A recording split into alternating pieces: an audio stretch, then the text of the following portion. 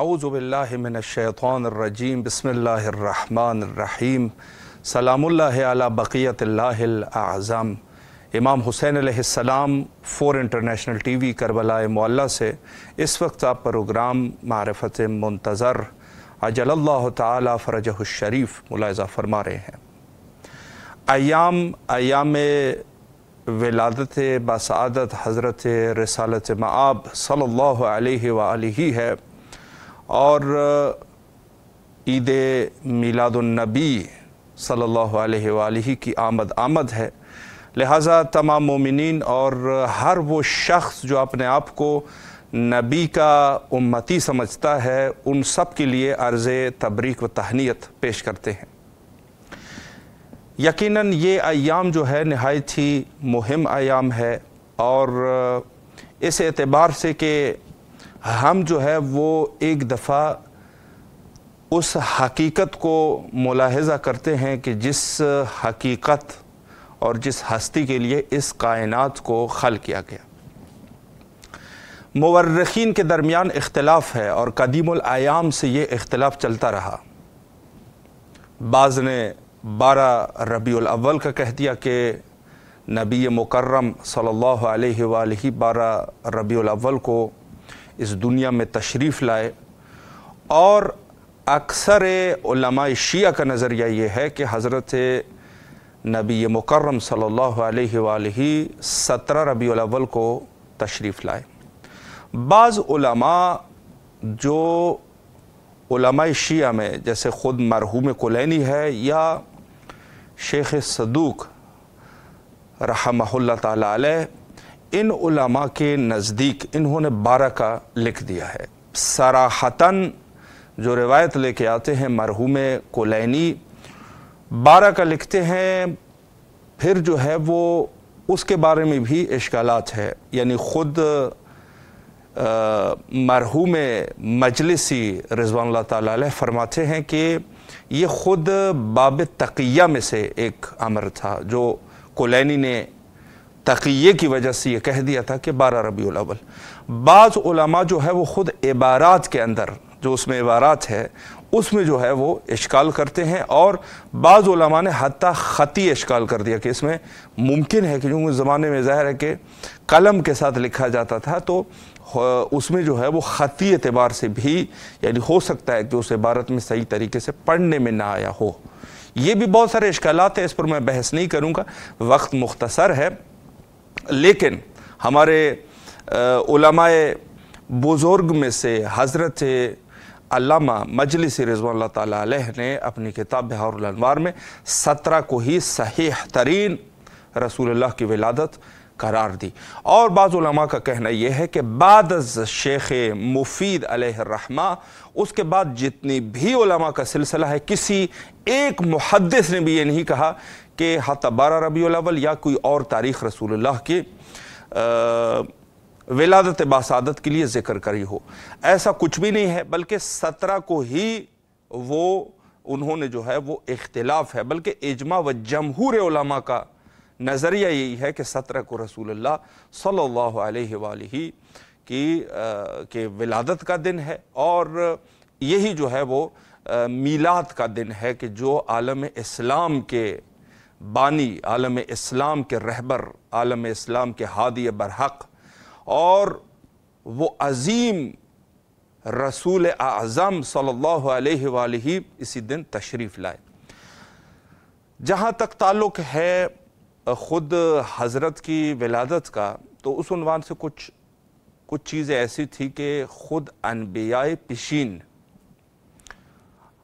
علیہم السلام ان کا ابتدا سے ہی خود رسول اللہ کے بارے میں انہوں نے پیشن گوئیاں دی تھی کہ آخری زمانے میں خود جزیرہ عرب میں سے ایک شخصیت جس کا نام احمد ہوگا صلی اللہ علیہ وآلہ تشریف لائیں گے اور دنیا کو جو ہے وہ نور سے منور کر دیں گے۔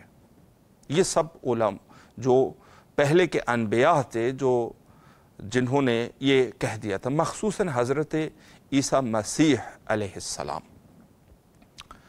عیسائی علماء نے बहरहाल इंतज़ार का यह सिलसिला रहा। जिस तरीके से आज हम हज़रत बक़ियत अल्लाह रूही व अरवाहना लहुल फ़िदा व अजलल्लाहु ताला फ़रजहु शरीफ के इंतज़ार में है, इसी तरीके से उस ज़माने के जो लोग थे उनके लिए ये बात बिल्कुल वाज़ेह थी, बल्कि जो आसमानी कुतुब थे, जो कुतुब मुक़द्दसा थे, उसके अंदर बाकायदगी से ये चीज़ें मौजूद थी। सब इंतज़ार में थे।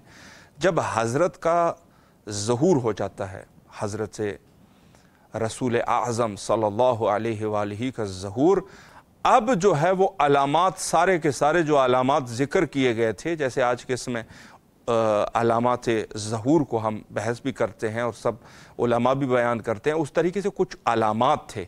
वो अलामात जो है वो बिल्कुल वाज़ेह हो गए, ज़ाहिर हो गए लोगों के ऊपर, और सबको पता चल गया कि यही वो शख्सियत है कि जिसके बारे में अनबिया अलैहिमुस्सलाम ने बताया था। लेकिन अब जो है चूँकि दुकानें गर्म हो चुकी थी और लोगों की ज़ाहिर है कि दीन के नाम पे लोग देते भी हैं, जैसे आज के इस दौर में देते हैं यकीनन, और उसके अलावा जो है दीन फरोशी का निज़ाम, अहकाम का निज़ाम, ये सब को जो है वो चल रहा था। अब अगर कबूल करते हैं नबी को तो ज़ाहिर सी बात है दुकानों को बंद करना पड़ेगा, या दुकानों के ऊपर जो है अगर चलती भी रहे तो ज़ाहिर सी बात है कि अब वो मालिक नहीं रहेंगे। ये तो पक्की बात है। दुनियावी उमूर और दुनियावी मसालेह के लिए लोगों ने इनकार कर दिया, जैसे किया जाता है बहुत सारे दौर में, सब हर दौर में ऐसी हुई है। सबसे पहले रसूल की रिसालत और ख़ुद रसूलुल्लाह का जब ज़हूर होता है और सबके ऊपर ये बात वाज़ेह हो जाती है। वो और बात है कि 40 साल के बाद फिर हज़रत जो है वो रस्मी तौर पर एलान नबूवत कर देते हैं, वगरना बात पहले से ही ज़ाहिर हो जाती है। कहते हैं कि जब उस ज़माने में सबसे बड़ा कुफ़र का सबसे बड़ा मरकज़ जो है वो मजूसियों का था। मजूसी पावर में भी थे, मजूसी जो है वो बाफरहंग भी थे, मजूसियों के पास पैसे भी ज़्यादा थे, मजूसियों के पास सकाफ़त और ये सब चीज़ें भी फराहम थी। ईरान के अंदर इनका मरकज़ था, और बाज़ लोगों ने कहा कि शिराज़ जो आजकल मौजूदा शिराज़ है, यहीं पर उनका आतिशकदा हुआ करता था, अजीम आतिशकदा जिसमें 1000 साल तक, चूँकि ये लोग आतिशपरस्त थे, आतिशपरस्त लोग थे, तो ये उसमें आग जलाते थे उस आतिशकदे के अंदर। उस आतिशकदे में आग रोशन है, रोशन है, रोशन है, 1000 साल तक ये सिलसिला रहा, और उनका अकीदा ये था कि ये आग जो है वो जलती रहेगी, चूँकि उनका ज़ाहिर है कि वो जो है दो खुदाई है तकरीबन, मजूसी जो है वो दो खुदाओं को मानते हैं, एक जो है वो अच्छाइयों का खुदा है, एक बुराइयों का खुदा है। जो अच्छाइयों का खुदा है उसको आहूरा मज़दा कहते हैं। तो वो कहते हैं ये आहूरा मज़दा की अवतार है ये आग, और ये जलती रहेगी। लेकिन जब नबी अकरम सल्लल्लाहु अलैहि वालैहि का ज़हूर हो जाता है, अचानक वो आग जो 1000 साल से जल रही थी शिराज़ के आतिशकदे में, अचानक जो है बुझ गई, अचानक जो है वो खामोश हो गई वो आग। लोग जो है वो वहशत में पड़ गए कि कहीं क़यामत तो नहीं आएगी। ये जिसके ऊपर अकीदा था हमारा कि ये आग जो है वो खुदाई आग है, ये खामोश होने वाली नहीं है। ज़ाहिर है कि उसमें ईंधन वगैरह डाला करते थे, लेकिन बहरहाल उनका अकीदा ये था, जैसे आज के दौर में हमारा अकीदा है मुसलमानों का कि खाने काबे का वजूद अचानक कुछ ऐसा हो जाए कि मसलन खुदा न खास्ता मैं ये वो कर रहा हूँ, कोई भी मुक़द्दस जगह, उसके ऊपर अचानक आसमान से बिजली जो है वो गिर जाए और वो जो है रेज़ा रेज़ा हो जाए, तो लोग ज़ाहिर सी बात है ताज्जुब में पड़ेंगे ना कि ये क्या हो गया, अचानक ये क्या हो गया कि जिस मकाम को हम मुक़द्दस मकाम समझते हैं उसी के ऊपर ही जाके बिजली गिर गई और वो रेज़ा रेज़ा हो गया। ज़ाहिर सी बात है इंसान जो है वो ताज्जुब में होगा। तो वहाँ के लोग जो उस दौर में सबसे पावरफुल लोग हैं मजूसी, उनका जो है उनके यहाँ कुछ चीज़ें जो है वो मुक़द्दस मानी जाती थी। एक जो है वो दरिया सावा का पानी, चूँकि वो जब अपने आप को ताहिर करते थे तो जाके सावा के दरिया में चले जाते थे और वहाँ पर नहाते थे और अपने आप को कहते थे अब हमारा जिस्म जो है वो गुनाहों से पाक हो गया। एक जो है वो कसरा का महल है, वो कहते थे बादशाह के ऊपर खुदा का साया होता है, बादशाह के ऊपर, जैसे मुगलिया सुल्तानत में भी कहते थे ज़िल्ले इलाही।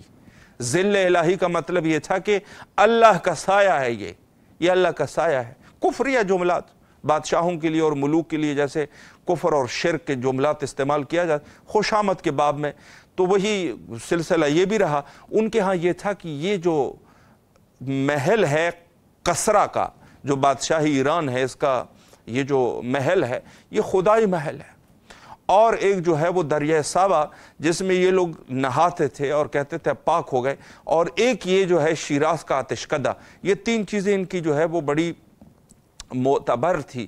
تو کہتے جب نبی اکرم صلی اللہ علیہ وآلہ کا ظہور ہوا، سب سے پہلے شیراز کا آتشکدہ خاموش ہو گیا، اور اس کے بعد جو ہے دریائے ساوا، پورا دریا جو ہے وہ خشک ہو گیا۔ اچانک پتہ نہیں لوگ حیران ہو گئے کہ ہوا کیا، یعنی جو کفر کی وہ ہے اس میں جو ہے خلل پڑ گئے، ان کا وہ پانی جو ہے خشک ہو گیا، جو ان کے جسم بدن کو طاہر کرنے کا ان کا عقیدہ تھا، اور اس کسرا کے محل سے اچانک جو ہے بڑے بڑے پتھر اس میں چونکہ نصب کیے گئے تھے اور اس کو بڑی مضبوطی سے بنایا گیا تھا، خود بخود وہ پتھر جو ہے وہ گرنے لگ گئے۔ 13 بڑے بڑے پتھر جو ہے تودے جس کو کہتے ہیں وہ گر گئے، 13 گر گئے۔ لوگ دہشت میں پڑ گئے کہ ہوا کیا، یعنی جہاں کفر کی بنیادی جا کے کفر کی جو بنیاد ہے اس کو ہلا کے رکھ دیا۔ رسول اللہ کے فقط ظہور سے یہ کفر کی بنیادی جو ہے وہ ہل گئی۔ یہ سب سے پہلا وہ معجزات تھے جو خود رسول اللہ کے خود ولادت بسعادت کے موقع پر یہ چیزیں جو ہے وہ رونما ہوئی، اور جیسے میں نے عرض کر دیا کہ مجوسی جو ہے وہ کفر کی اس دور میں سب سے بڑے جو انہوں نے جو کفر کا وہ بنایا ہوا تھا، ایک حکومت کفر۔ دیکھیں حکومت ہوتی ہے، کفر بھی ہے، لیکن بعض جو ہے وہ کفر کے قلعے جو ہے بن جاتے ہیں، جیسے باب خیبر جو ہے وہ کفر کا، وہ صرف دیواریں نہیں تھی کہ ایک دیوار ہے وہ دیواریں بنی ہوئی ہے، اور وہ مکمل طور پہ مجسم کفر تھا، کفر مجسم کفر، جہاں پر کفر اور شرک کی جو ہے انہوں نے عمارت کھڑی کر دی تھی۔ اس کو یہ کہا جا سکتا ہے مسجد زرار جس کو کہتے تھے، مسجد زرار فقط دیواروں کا نام نہیں ہے، مسجد زرار ایک بدعت کا نام ہے، اس کو ہٹانا ضروری ہے۔ باب خیبر جو ہے وہ فقط در و دیوار کا نام نہیں ہے، وہ کفر کا نام ہے، شرک کا نام ہے، الہاد کا نام ہے۔ یہ حکومت جو مجوسیوں کی تھی وہ صرف ایک حکومت نہیں تھی، ایک کفر کی ایک بنیادی تھی جو ہل گئی۔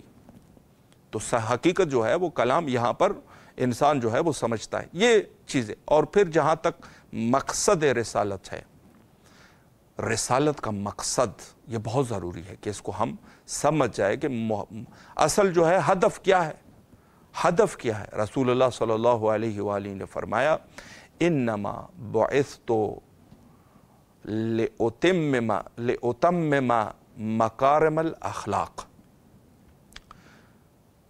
فرمایا کہ میری آنے کا مقصد، مجھے مبعوث کرنے کا مقصد لأتمم، کہ میں جو ہے وہ تکمیل تک پہنچا سکوں۔ میں اس وجہ سے مبعوث کیا گیا، اس وجہ سے میں یہاں مجھے بھیجا گیا کہ میں تکمیل کر سکوں مکارم اخلاق، اخلاق کی شرافت کو، اخلاق کو جو ہے وہ پائے تکمیل تک پہنچا دوں۔ حکماء نے کیا کہا کہ اگر آپ کو 2 دن کی بھی زندگی مل جائے، ایک دن اخلاق سیکھو، دوسرے دن با اخلاق زندگی گزارو۔ اخلاق کس چیز کو کہتے ہیں؟ اخلاق زبان سے لے کر انسان کے کردار، انسان کے رفتار، انسان کی روزانہ جو زندگی کا گزراؤ ہے، انسان کے ماحول، یہ سب چیزیں اخلاق میں آ جاتی ہے۔ اخلاق اس کو کہتے ہیں۔ اخلاق کا کیا مطلب ہے؟ اخلاق بہت عظیم لفظ ہے۔ اخلاق، رسول اللہ نے فرمایا کہ مجھے اس وجہ سے بھیج دیا گیا لأتمم، تاکہ میں تکمیل تک پہنچا سکوں۔ یعنی ہو سکتا ہے بعض جگہوں پر اخلاقیات ہوں گے، لیکن میں اس کو تکمیل تک پہنچا سکوں کہ عین ہی اسلام جو ہے وہ اخلاق ہے، اخلاق ہے۔ یعنی اخلاق کا یہ مرتبہ کہ مثلا 1-2 مثالیں میں دے دوں کہ اخلاق کیا ہے۔ آپ کے گھر میں آپ کے بچے کھانا کھا رہے ہیں पड़ोसी के बच्चे जो है वो भूख से तड़प रहे हैं, ये अखलाक है। आप जो है वो जहालत में ज़िंदगी गुजार रहे हैं, आप जहालत में हैं।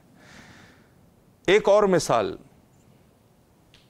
एक शख्स है अपने बच्चों की शादी पैसों की वजह से नहीं कर रहा, आप क्या कर रहे हैं? धूमधाम जब आपके बच्चों की शादियां होती है, पूरे के पूरे महल्ले को जाके, महल्लों क्या पूरे इलाके को, पूरे शहर को आप दावत कर दे, कार्ड भेज देते हैं। यह अखलाक है, इसको आप अखलाक कहोगे? आपने जो है वो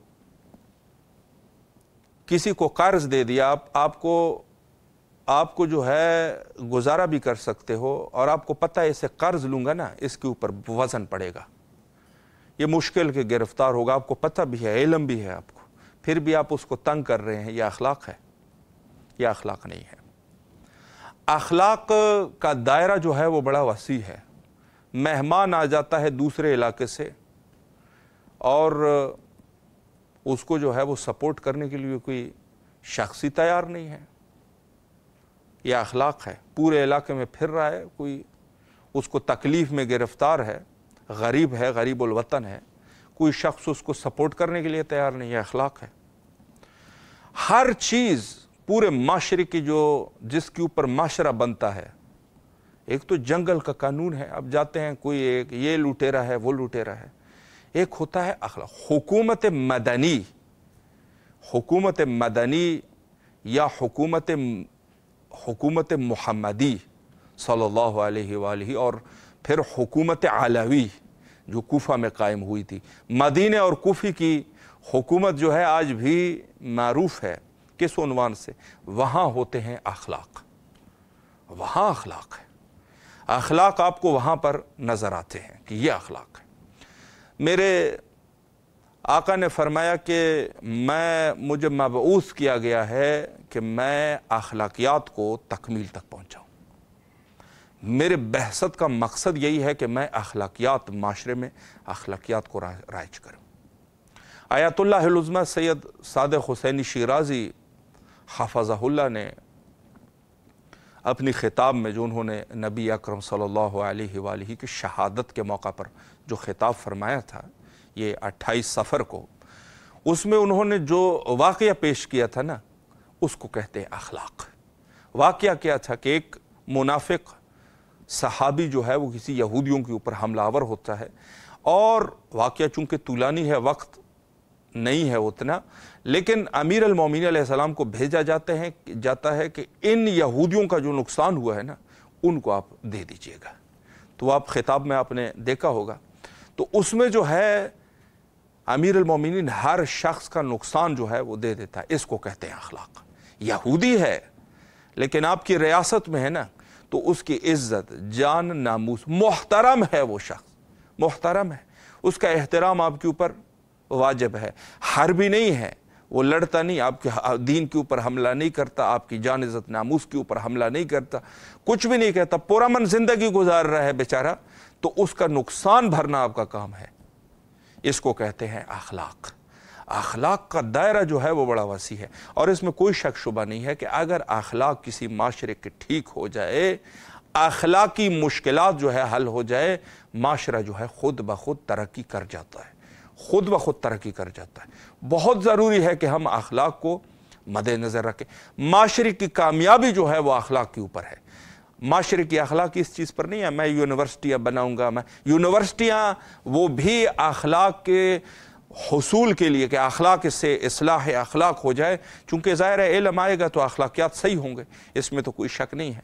अगर उस नीयत से है ना फिर तो ठीक है, लेकिन अगर आप यूनिवर्सिटियों में बेहयाइयाँ शुरू कर रहे हो, गर्ब का माहौल को लेके आ रहे हो, तो आप क्या समझ रहे हो कि इससे जो है वो आप माशरे की इस्लाह कर दोगे? मिसालें देते हैं जी, वहाँ के लोग जो है वो बड़े पक्के हो गए, वो जो गर्ब में रहने वाले लोग हैं वो तो कामयाब हो गए, अखलाक भी नहीं है, कामयाब भी हो, वो हमसे ज़्यादा बाखलाक है। हमारे माशरों में जो बुराइयां हैं ना, वो वहाँ आप सोच भी नहीं सकते। आपको पता है हम लोगों ने, उन्होंने जो है ना वो यही अखलाकियात को उन्होंने थोड़ा बहुत एक ज़रे के बराबर उन्होंने उसका इस्तेमाल किया। हम मुसलमानों ने एक ज़रा भी इस्तेमाल नहीं किया। हमारे यहाँ किसी की इज़्ज़त آپ خود جانتے ہیں بعض چیزیں بیان کرنے کی نہیں ہوتی. ہمارے ہاں عزت کسی کی حفظ نہیں ہے، ایک ناموس حفظ نہیں ہے. آپ کے اوپر عزت ناموس کے اوپر لوگ حملہ کریں گے. آپ کی جو ہے آپ کا مال جو ہے اگر کسی کا بس چلے حفظ نہیں ہے. ہمارے بینکوں کا نظام جو ہے، جو حکومت میں بینکنگ کا نظام ہے، جو سود سے بھرا ہوا نظام ہے، وہ اس حالات ہے. چوریاں ڈکیتیاں ہے بڑے لیول سے چھوٹے لیول سے، چپڑاسی سے لے کر.